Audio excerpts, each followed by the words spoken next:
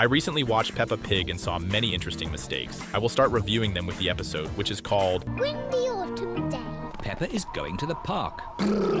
In this shot, while everyone is freezing, George is just silently and slowly rubbing his tummy as if he wants to go to the potty. And all because the animators were too lazy to call the voice actor to record George making that sound.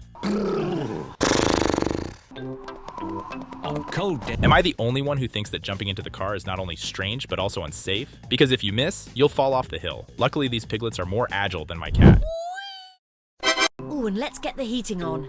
Why did the car start shaking from just pressing a button? That's not the start button. Also, look how weirdly her scarf moves separately from her body. And look at this steering wheel. It looks like it's attached at the minimum distance from the surface, even though in reality, it should stick out with a bend. This is the park. We're here! By the way, this big brown thing is the front seat, where Mummy Pig should have been sitting. But for some reason, she chose to stand in the car, and I wonder how she fastened her seatbelt while standing. Mummy, why are all the leaves red and yellow? Probably she's about to answer that trees save energy by dropping their leaves, which would actually be quite educational for a children's cartoon. It's autumn time, Peppa. But no, she says an absolutely obvious fact for Peppa, who has already seen autumn several times. That answer would only make sense for George. The wind is blowing the ball along. Why is the ball flying from above if it was slowly rolling along a flat surface? The ball is in the pond. I'll just use this stick. Did he just pull a stick out of his pocket? Don't worry, I've almost got it. Let's just imagine how his legs are positioned in this shot, considering we can't see them here. Well, I tried to do everything correctly. Whoa. And now on the left, some ducks have materialized, even though before they were on the right. Be careful, Daddy Pig. Don't worry, I've almost got it. Whoa. The wind has blown the ball. But why did the wind blow the ball away only now? If judging by the flying leaves, it was blowing the whole time. No. My father used to tell me not to cry against the wind, or something like that. George's tears should have blown back into his face. But if we ignore physics, the question is how Peppa is holding her hat. Try grabbing your head. Your thumb will be turned backward, not like Peppa's. It's in that little tree. I'll just climb up and get it.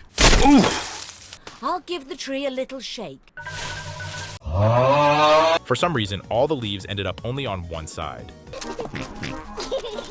George's hat started staying on during the strong wind purely by the power of the plot. Oh, all right. The wind is strong enough to hold up Daddy Pig. Okay, now it's time for some serious math. Daddy Pig, who weighs at least 140 kilograms, is standing at a 40-degree angle. That means the wind speed needed to hold him up would have to be like a hurricane, which means George would have been blown away even harder than that ball and would have ended up with several broken bones rolling down this hill.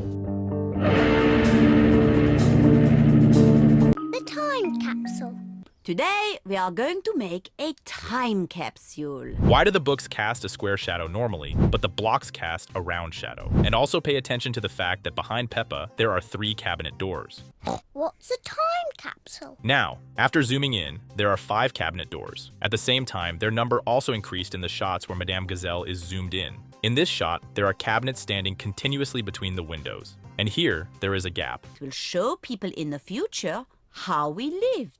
How? We'll put special things in this box. How? We'll bury it in the How?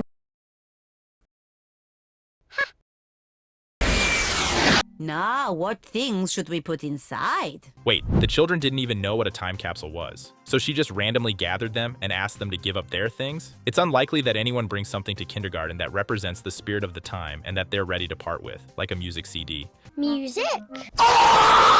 Very good, Susie. Susie is handling the CD carelessly. You can't hold CDs with bare hands like that, because if you scratch the surface or leave a greasy fingerprint, the information on it will be hard to read. I look at this and wonder who is more careless, Susie, or the animator who drew her ear half cut off from her head.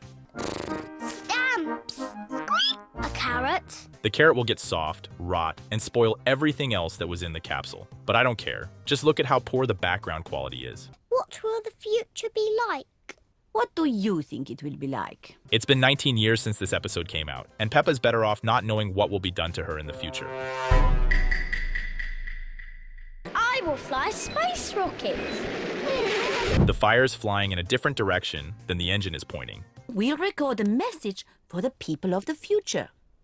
They are standing against a wall background, even though the camera is pointed toward the exit and it should show the door. Also, in this shot, Emily is to the left of Rebecca, and in this shot, Emily is to the right of Rebecca. Mummy, Daddy, we've made a time capsule. The clock shows 4 o'clock in the afternoon, exactly the same as at the beginning of the episode. The only thing that changed is that for some reason, they hung a sheet under the clock.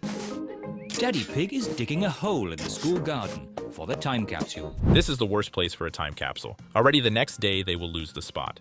The tree has grown a bit since then. Whee!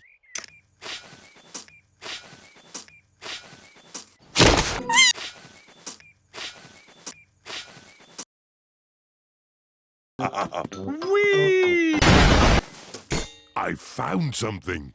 Why is the time capsule above ground level? It was deeper. The videotape of your mummies and daddies when they were little. Now on the TV, there is no globe. But in the previous scene, it was there. And in fact, there should be a door on the right, not an empty one.